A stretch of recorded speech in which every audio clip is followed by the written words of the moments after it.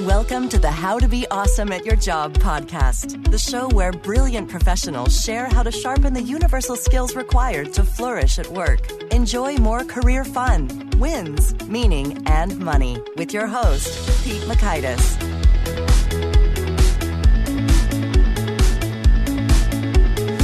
Hello, and thanks so much for joining us here for episode 184 with Ivan Misner. Ivan is very much one of the world's foremost authorities on the important topic of networking. So we get into it. You'll learn 1, the fundamental networking disconnect that holds us back.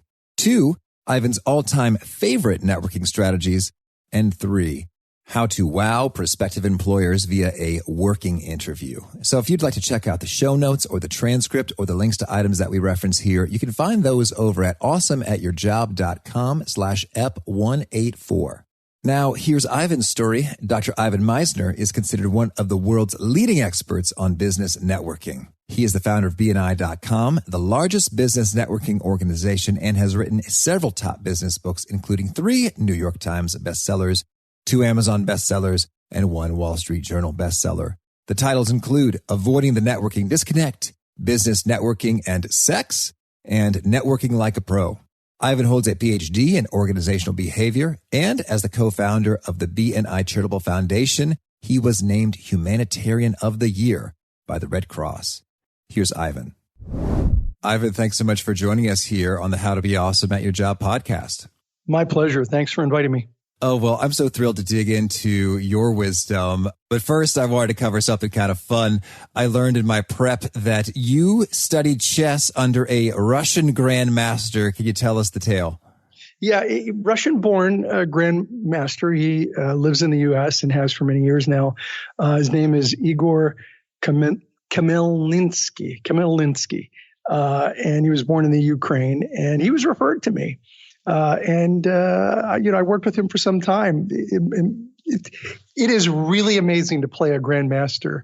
They just toy with you. Oh. You just feel so helpless. You get pushed around the table or the board. It's an amazing experience. Well, I was really into chess in my younger days, and I still play from time to time. And I remember that was just so powerful for me to learn that, wow, if I read books and learn about chess things, then I get better at chess. And I remember when I beat my dad without him letting me for the first time, and it's like, oh, wow. Just the power of knowledge and learning and growing, improving. It started a really cool trajectory, and here we are. Well, I love the game, and I probably don't play it as much now. And he taught me a lot. There were, a number of things. I mean, he just opened my eyes to concepts I would have never even imagined. I think one of my favorites was you don't have to respond to an attack. All right. And I'm like, what? Of course you have to respond to attack. He said, no, you don't. You said, attack me. And so, I went after him and he did nothing. And I was, I took pieces. And then out of nowhere, he checkmated me. Yeah. And he said, look, sometimes when people are so focused on doing damage to you, just let them do it and you do your own thing. And that was good advice for life. Let them do what they're going to do. You do it your own thing. You're going to win. That's good. And I thought it was great advice for chess and for life in some circumstances. Oh, perfect. Well, thank you for sharing that. And so when you talk about life and flourishing, you've got quite the organization that helps with that. Tell us, what is BNI all about and how do we get in? Well, BNI is a business and professional networking organization. We allow one person per classification to join. So there's one lawyer, one chiropractor, one florist. They get together every week. So we have weekly meetings all around the world. I started the organization in 1985.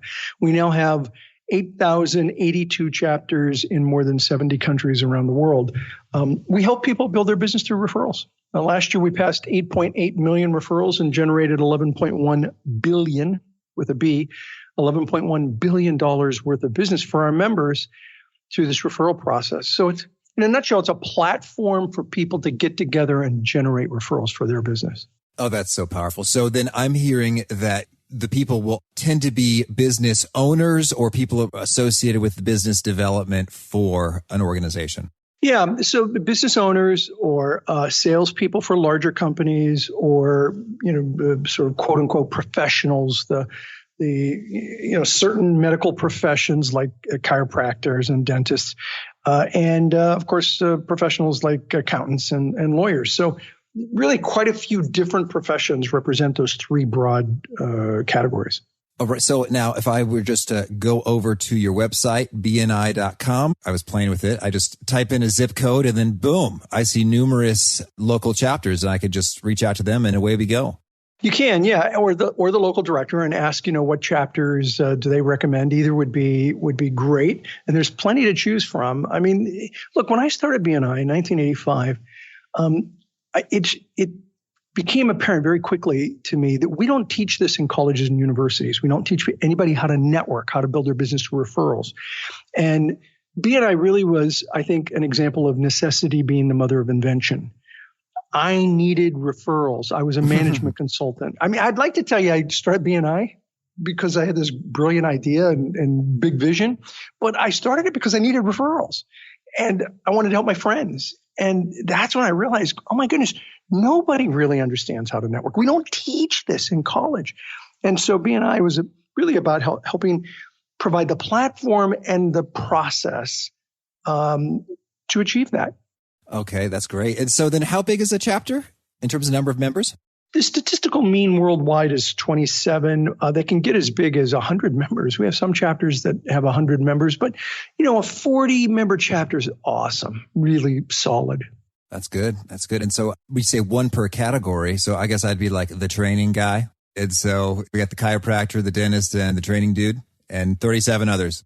Yeah, and you might get, some professions that you might get 2 or 3 lawyers representing different areas of the law, family law, contract law, trust, wills and trust. So it's possible that you'll split that up because, if you could just do what you love to do in your profession and let someone else that's in a similar profession do what they love to do, that actually makes for a stronger chapter because you're able to send business to each other almost easier than anybody else because you're in a similar profession. Does that make sense? It does make sense. And you just feel better about what you're giving and receiving. It's like I am more delighted, if I get a client, which is a bullseye for what I dig doing and vice versa. So that's cool. You touch on something that almost no one ever recognizes, and that is that when you go to a BNI meeting and you've got 3 or 4 referrals in your hand, we actually fill out referrals, or you can do it online as well, but we have referral slips. When people show up and they have 4 referrals in their hands, they're really excited to be able to pass that on. I mean, I see that all the time. Very true. Oh, that is so cool. Well, fun. Well, so this was new to me. I'm getting an education. And so, but kind of zooming in on the listener here, I think I know from my conversations and surveys that the vast majority are not business owners or sales folks, but, some are, but everyone's a professional who's got something cool going on. So kind of within that context, could you maybe open us up and share a little bit about, how do you think overall in terms of worldview or philosophy on networking, relationship building in general? Yeah, whether you own a business and you're trying to generate referrals for your business, or whether you just want to network for your career, because career networking, a lot of it, what I teach applies there as well. It's very important that you build your network. And for your listeners that are out there, I want you to think about this for a moment. Have you really, really built a powerful personal network? And if you haven't, it's not too late.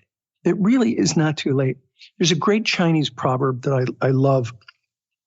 It's when's the best time to plant an oak tree? And the answer is 25 years ago. And the second part of the answer is today. So if you haven't planted that oak tree years ago to build your network, then start today. I think what happens is that people are so focused on their need when they need it, they don't build their network before they need it. A couple of years ago, I was in London and had almost 1,000 people in the audience. And I said, how many of you are here today hoping to, just maybe, and these were business people, maybe just sell something? Pete, 1,000 people raised their hands. I mean, the whole room raised their hands. I said, great. How many of you are here hoping to buy something today? No one raised their hands. This is what I call the networking disconnect. People are always trying to sell something, but they don't want to buy it.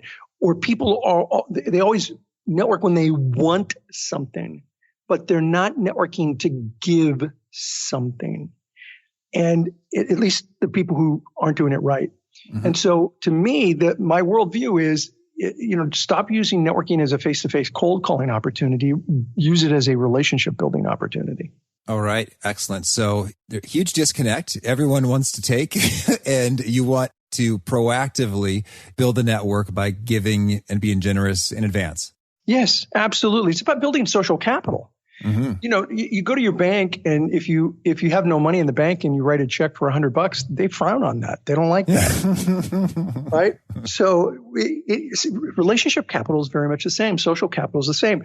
It helps if you invest in the person before you ask for a withdrawal, before you ask for something. And that seems so obvious when it's, when I bring it up to people, they're like, oh yeah, I guess that's true. Yeah. So don't ask people that you don't really know, or that you know, but you haven't invested in at all. Don't ask them for anything, because they're a lot less likely to give it to you if you haven't invested in the relationship. Mm-hmm. And we talk about investing. Can you give us some great examples of what does investing, look, sound, feel like? Well, one thing is just buying what they're selling or sharing some of your insights or wisdom, hopefully if they perceive it to be as such, with them. But What are some of your favorite ways to invest in folks? So for me, it's about finding out more about them, finding out what challenges they have, and seeing if there's a way I can help them with the challenge. I mean, I'll give you a great example. In one of my books, in Truth or Delusion, I say you can network anywhere. I lay out the whole book as truth or delusion. You can network anywhere, anytime, any place, even at a funeral. Is that truth or delusion? Well, my answer is truth, but you must honor the event. So don't go walking around the funeral passing out your business cards. That's stupid. But if your philosophy of networking is to give to people, help people, then you should be able to do it anywhere. And I want to give you an example that answers your question. I was at a church event. And that's not, normally a place where you think of networking. But there was a business guy there that I really wanted to get to know. I wanted to know what he did more, build a relationship with him. So I saw him there. I started asking him questions about his business. A good networker has 2 ears and 1 mouth and should use them both proportionally. They're like a good interviewer. They ask questions and let people expound. Okay. Mm-hmm. So I asked him questions about his business. What's he like about it? What's his target market? He went on and on. He loved talking about his business. Then I asked the really important question, which goes to the heart of your question. I asked the really important question. What are some of the challenges you have in this business? Now, you can't start with that because they'll be like, who are you and why are you asking? So you end with that. And it's amazing to me, Pete, how people will tell you some of their challenges. And his was really a perfect challenge for me. He said, you know what? I have a really successful business and I'm looking for a way to give to charity, give to the church, give to charity, but I don't want to do it the same amount every year, or I don't want to do all the money I have to give that year. I'd like to create a foundation, but I'm too small for that. And that's really my biggest challenge, is putting money aside over time to be able to give to charity. I said, wow, have you ever heard of a community foundation? He said, no, what's that? And I explained what they are. Basically, you can set up a small fund under a big parent foundation, look, feel, and smell like your own foundation. And he's like, I have never heard of that. Now, here he was, Pete, at a church function, fumbling around in his pocket to give me his card and ask me to call him. Yeah. Which I did.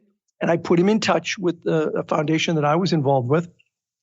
He was ecstatic. This is exactly what I'm talking about. I'm talking about you look for opportunities to help people. And by help them, I don't mean sell them something. I don't mean have them hire you. I mean really, truly help them. And if you can find ways to do that, your social capital goes up with them overnight. If I'd have called that guy 2 weeks later and asked for an appointment to meet, he'd have done it in a hurry. First of all, he'd have taken my phone call, and then he would have met with me if I asked. And that's what I mean by building social capital. Okay. Well, these are some great principled foundations here for how to think about all of this and how it goes down just sort of as a lifestyle. Your publicity folks gave me some detailed insight into, you've got a bit of a full-blown playbook when it comes to, in the career search realm, finding and landing secret jobs. Can you lay that out for us? How's that go down and how's the networking play into it? Well, there was a study just recently published by LinkedIn that says, and this correlates with almost every other study I've seen, but this one's very recent on LinkedIn that says 80% of all jobs are found by referral, oftentimes before they're even advertised. And so that's a huge, huge number. Now, I stopped and thought about that when I saw it, and I realized that 80% of the jobs that I ever got before I started BNI, exactly 80% were through referral. And I was like, wow, that's an amazing statistic. So how do you work that? So here are 6 things to keep in mind. One, you have to start with the right mindset. Desperation is not referable. And if you're depending on people to refer you, if you act desperate for the job, desperate for the business, it's just going to put people off. And they're not going to even want to talk to you. And they're certainly not going to refer you because the person they referred to is going to call that guy back and say, why did you send this person to me? They just came on too desperate. So that's the first one. Have the right mindset.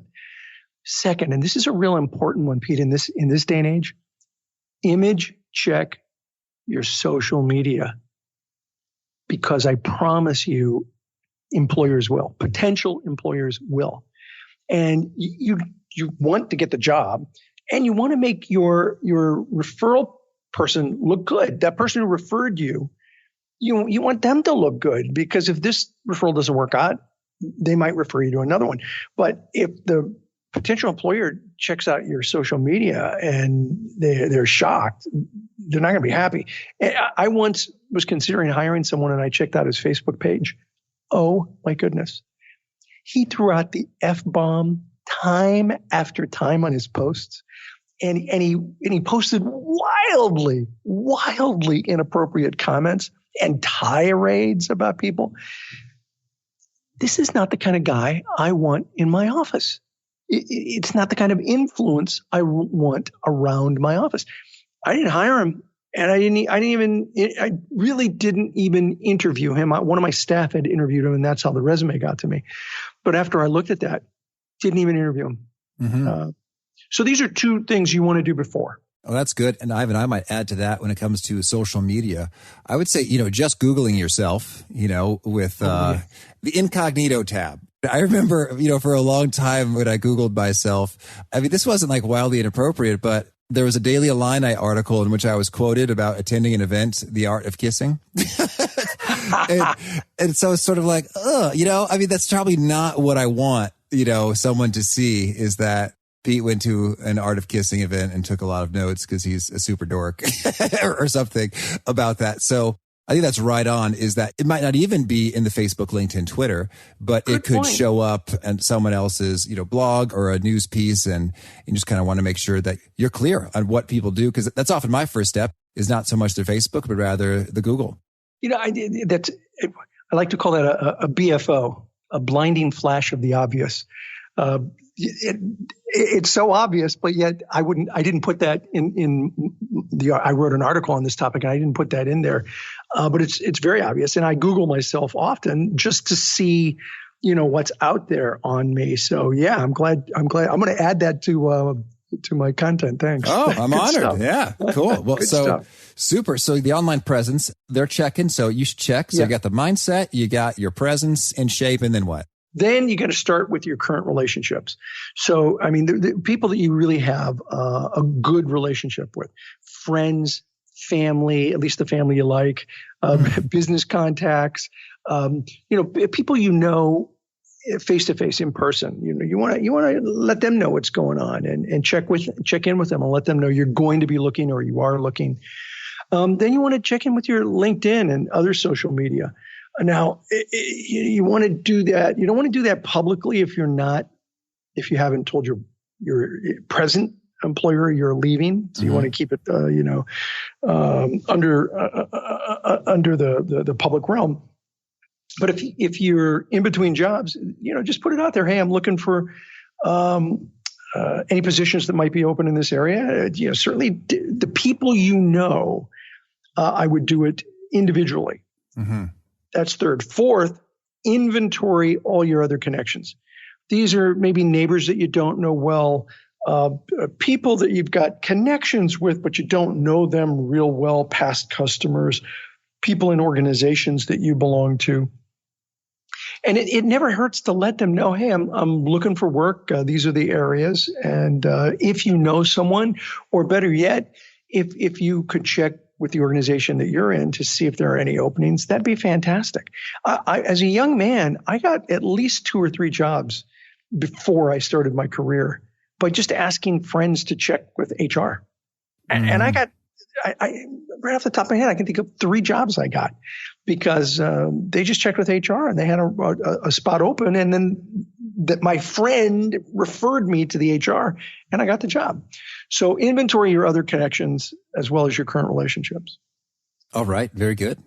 Number 5, it's really important to kind of determine where you stand with all of these contacts. Is it an active, passive, or dormant relationship? So if it's an active relationship, you can just pick up the phone and ask for help. And by the way, picking up the phone and asking for help is always better than sending an email or sending them a message on LinkedIn. If you know them, if you have an active relationship, you should be able to just pick up the phone and call them. Having that personal conversation, I think is always better. So active, there's a relationship. Now, passive is where, maybe you haven't seen them in a while, but neglect is a way to really weaken your network. So try not to neglect the people in your network for long. But let's say you have. So then reach out to them and reconnect, preferably in person if you can. Find out about them. And only after you talk about them, let them know you're looking for something. Mm-hmm. Dormant. The people that it's dormant, you just haven't talked to them in so long. Reconnect by social media or email. If you can, then strike up a phone conversation. But here, this is really important. Don't ask for anything yet. Don't ask for anything yet because the relationship's dormant. You haven't invested in that social capital in a long, long time. Stay in touch, build a relationship before you ask. Now, if they say to you, hey, it's really great catching up with you again. What's going on with you? Then you can say, well, you know what, actually, I'm in between jobs and I'm going to be looking around. So if you know someone that, might be interested in the kind of work I can do, that'd be great. But don't call them looking for that because, God, it's happened to me. There are people I haven't talked to in 10 years and all of a sudden they want a referral to a job. I'm like, really? That's why you called? Okay. So the 6th is visit organizations in the industry that you want. Now go to association meetings in that industry or if you know somebody in that company, just drop in and say, hey, I know some people who work at the company and I really like what this company does. And, just wanted to see if there were any openings or if you knew of, just drop in on those organizations, particularly associations, because that's a great way to find out what's going on in the industry that you're looking for. All right. So, Ivan, this is a great rundown here. And I want to talk a little bit about this passive or dormant relationship piece because it's kind of like just the brutal realities of constraints show up in terms of I guess I've got a pretty large-ish number of folks that are friends, whether we're counting the Facebook friend total or the LinkedIn connection total or just how many people I had to agonizingly not invite to my wedding back in December. But I mean, in practice, I guess there are limits or bounds to just how much of a network we can maintain. How should we think about that? And what are some great ways to keep it maintained when, time is scarce? Yeah, so Facebook has kind of redefined what a friend is. Uh-huh. On Facebook, I have many, many thousands, but how many friends do I really have? There's actually been work done in this social science area. There's a number called the Dunbar number, which it actually averages around 150 people. And Dunbar found that you can have a true a true relationship, and I would call it an active relationship, not even passive or dormant, but an active relationship with about 150 people. But your network could be larger than that, and it could be a little more of a passive relationship. And that's where I think Facebook in particular and LinkedIn and other social media sites can be really useful to keep that passive relationship at least going so that through benign neglect, you don't lose that person completely. I think technology today is awesome. Just awesome. I mean, people talk to me about, well, millennials don't know how to network. Well, I'm not sure that's true because I'm a baby boomer and we didn't know how to network either. So, you can't point your fingers at millennials. But I'll tell you what, this day and age, what we have is that social media to stay in contact with. When I did my doctoral degree, I went to school with some amazing people. But I did most of my degree in the late 80s and early 90s. I went to school with one of the deputy directors of the Federal Aviation Administration. This guy was incredible. Really, I wish I could have stayed in touch with him. But in the 80s and 90s, the only way you could stay in touch with somebody was, pick up the phone and call him. Have you ever tried to call a deputy director of the Federal Aviation Administration? It's not easy to get through. So I lost that contact. One of my schoolmates in the doctoral program, and this is not a joke, was the captain of the palace guard for Saddam Hussein. Oh, no kidding. Yeah. Now, I'm sure I couldn't stay in touch with him anymore, but he would have been an interesting guy to stay in touch with, 10 years ago. But what happens, there was a senior executive with the library system in LA. I lost touch with all those people because I didn't have the ability to stay connected even at in a passive way, like people do today. So use Facebook and LinkedIn and social media as a way of at least maintaining passive connections with people. Does that make sense? Okay, I hear you. So there's quite a distinction there. The Dunbar number says 150 is what you could really expect to be able to have an active relationship with. And then your Facebook, LinkedIn, etc., can extend you into some thousands. Yeah. So then what would be some of your top recommendations for ways to be systematic or disciplined or consistent, whatever word we want, in keeping things in great shape with both the elite 150 active posse and the larger passive group? Touch points. It's all about touch points, and not just what you post, but what you comment on for others. So from a social media perspective, you're posting things about your vacation or whatever. It's important to also read other people's material and comment on what they're posting. Reference maybe some experience that the two of you had and how that relates to this. Just touch points. You want to stay. This is where you avoid a benign neglect. Now, for your active network, I think you really actually need to meet them or talk to them periodically, even if it's a phone call or an email, just to touch bases. There's one. I have one friend that was a friend of mine in high school. I met him when I was a junior in high school. We're now both, I'm 61, he's 60. We've stayed in touch all these years. And the reason that we've stayed in touch is that we've always reached out. Sometimes it's just 2-3 times a year. That's it. But we stay connected, not just on social media, but actually we stay connected more on phone calls and email than we do on social media. He's not a big social media fan. So stay connected with them through whatever mode they like to use. Now, that's a really important concept. Mm-hmm. You got to stay connected in what they like to use. I kind of learned this with my kids a number of years ago. I had a daughter who she didn't know that the phone actually could call people, her mobile phone. She thought all you did was text on it. So Kids I'd these call days. her. I'd call her, no answer. I'd text her, boom. She'd respond immediately. I mean, really? All right, fine. Then I had another daughter who phone, forget it. Text, forget it. WhatsApp. Mm-hmm. But if I WhatsApp her, she'll respond immediately. I had to download WhatsApp. I don't use WhatsApp. It's a great program, I guess, but I just don't use it. I had to download WhatsApp so I could talk to her. That's the only reason I have WhatsApp is for my daughter. My son, he was a gamer. So forget about the phone, forget about texting, forget about email for all of them, forget about WhatsApp. He didn't like it. He's a gamer. And I discovered that an online program called Steam has an instant message feature. So I downloaded Steam and then bought a game so that I could instant message my son to talk to him.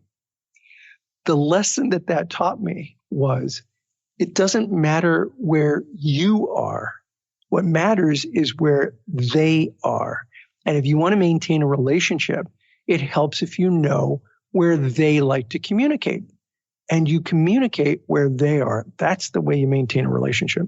Okay. Well, I like that. And I think it takes a good bit of humility and flexibility and generosity to go there instead of just whine like these ungrateful kids. I don't know how to use Steam. Come on. Yeah. It sounds like, I don't know if you had to get over yourself or if it was pretty quick and easy to just adapt for you personally. But listen, I don't adapt well, but these are my kids, and you got to do what you got to do. So I wanted to. It was important to me that I not lose touch with what's going on in their life. So I adapted. They'll grow out of it. One of them already has. Aliens come and take your kids when they're in their teens, and they're gone until their 20s, and the aliens bring them back. Okay. Well said.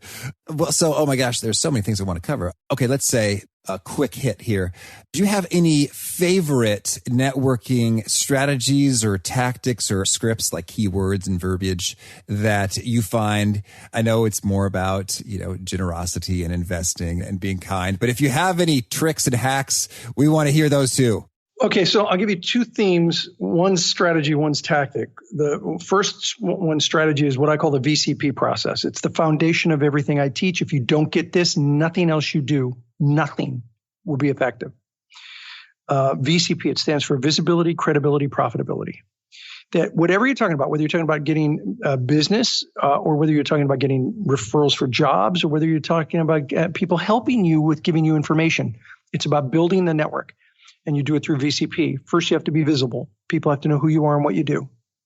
They have to know who you are.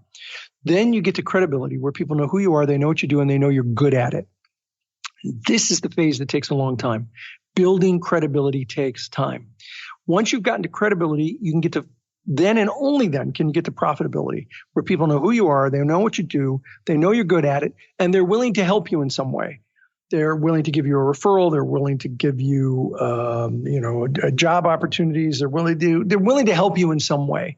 What happens is that we meet people and we try to jump over visibility, over credibility, and get right to profitability. In one of my books, I wrote a book called Business Networking and Sex. Not what you think. It's about the difference between men and women and how they network. And we call this premature solicitation, which you don't want to say fast 3 times. It'll get you in trouble. But that's where you jump right into trying to do business or trying to get what you want from the other party as opposed to building a relationship. VCP. The next is follow up. This is a tactic. People always ask me, how do you follow up? What's the best way to follow up? So here it is. I call it 24/7/30. This is in a book that I just wrote with Brennan Scanlon called Avoiding the Networking Disconnect. Avoiding the Networking Disconnect. 24/7/30. Within 24 hours, drop them an email or, oh my goodness, go way outside the box. Write a postcard or a letter and follow up. So when you meet somebody at a networking event, follow up with them within 24 hours. It was really great meeting you. I enjoyed spending time with you. I hope our paths cross again. Don't sell to them. Don't ask them for anything. Okay? 2, within 7 days, connect with them on social media. And remember what I talked about with my kids. Go where they are, not where you are. That's really important within 24 hours.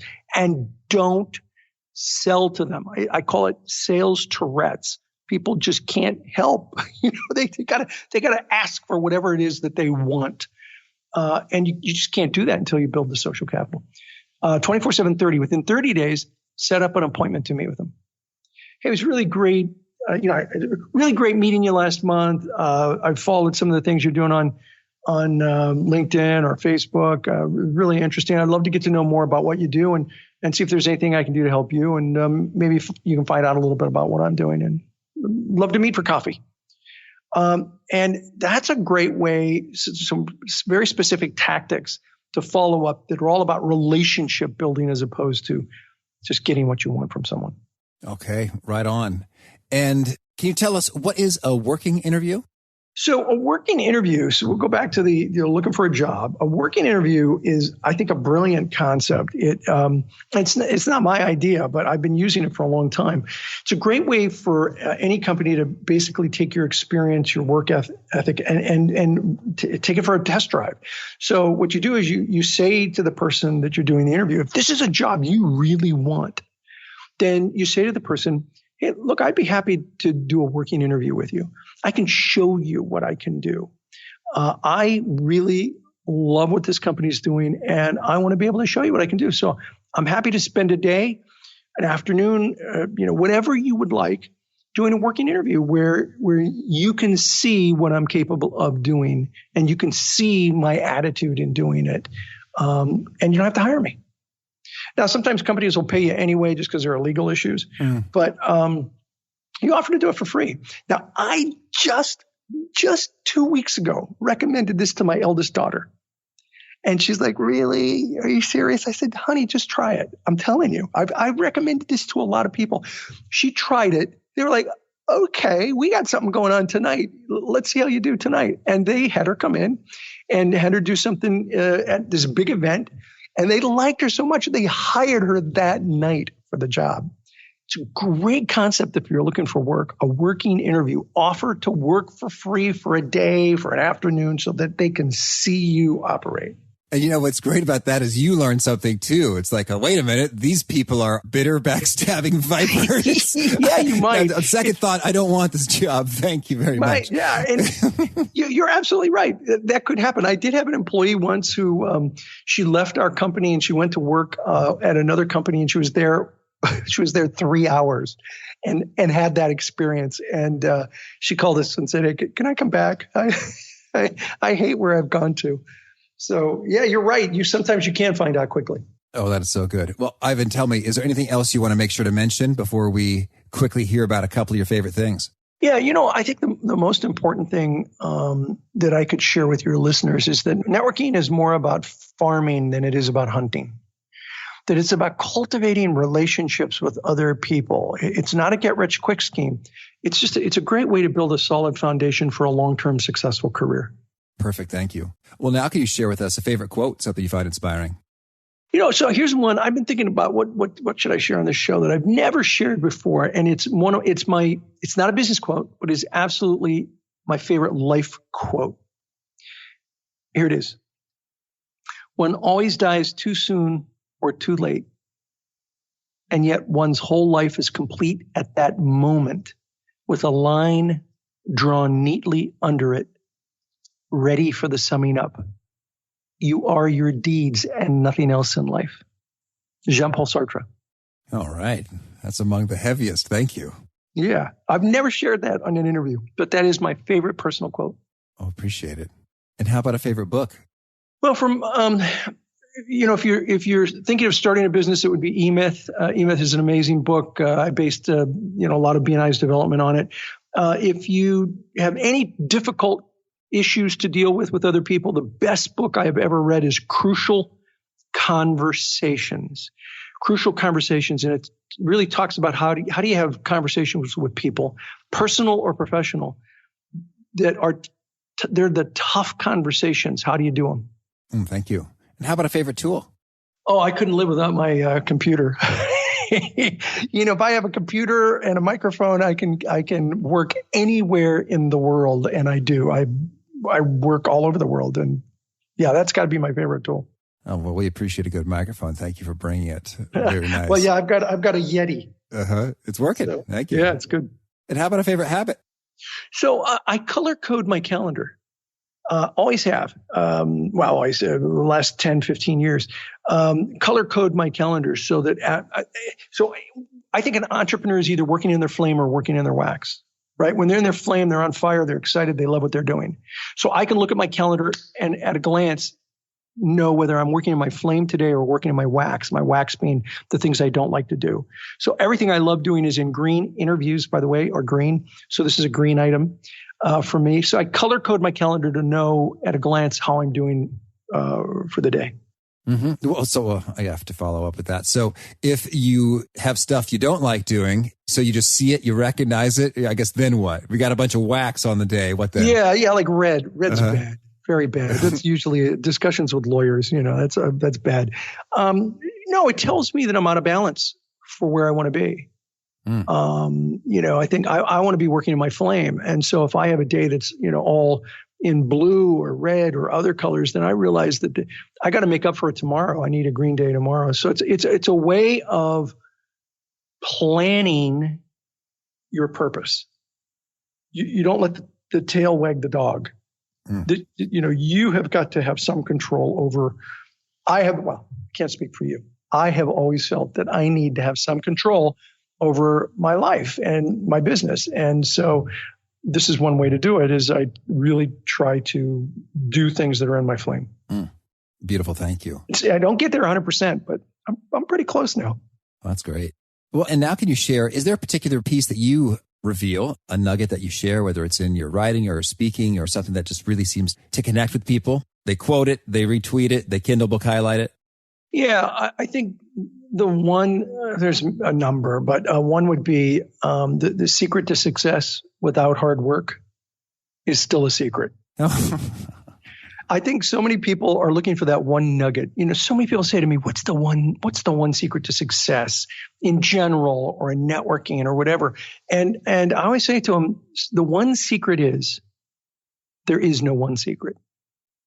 It's a recipe. It's always a recipe, and it always involves hard work. And anybody who tells you that they've got some get rich quick scheme is, I think, almost always lying to you. Or it's buy my product and it'll make you successful. Success is, it's hard work. Mm-hmm. It may be fun if you love what you're doing. It may not feel like hard work, but from the outside looking in, people go, yeah, that guy works hard. Right. In terms of sheer hours and attention and energy and courage, etc. Very good. So, and if folks want to learn more, get in touch, where'd you point them? I would send them to bni.com. And if they'd like to read my content, my material, see any new books I've got coming, IvanMisner.com. That's IVAN Misner, MISNER, IvanMisner.com. All free stuff up there. Okay. And do you have a final parting challenge or call to action for those seeking to be awesome at their jobs? So I think the one thing I've learned in the last 32 years of running the largest networking organization, face-to-face networking organization, is that it's not what you know or who you know. You know that expression? It's not what you know, it's who you know. It's not what you know or who you know. It's how well you know each other that counts. That's the key. When you go deep, if your network is a mile wide and an inch deep, it'll never be powerful. You need a network that is both wide and in places deep. It's all about relationships. All right. Ivan, this has been such a treat. Thank you and good luck with your books and all the good stuff you're up to. Pete, thank you. I appreciate a great interview. I really dug what Ivan had to share about the Dunbar number of 150 and how many relationships you can really maintain because, well, lately that's been a theme of mine is as I read things like The One Thing, which is amazing. We had Jay Papasan earlier on the show. So good. Or essentialism or anything about prioritizing. It just puts me at ease. It's like, oh, I don't have to do absolutely everything. There's a limited number of things. And then if you think about the 80-20 principle on top of that, if the Dunbar number is 150, think about the top 20% for a given purpose. Maybe that's business. Maybe that's, fun rejuvenation. Maybe that's service, folks who need you.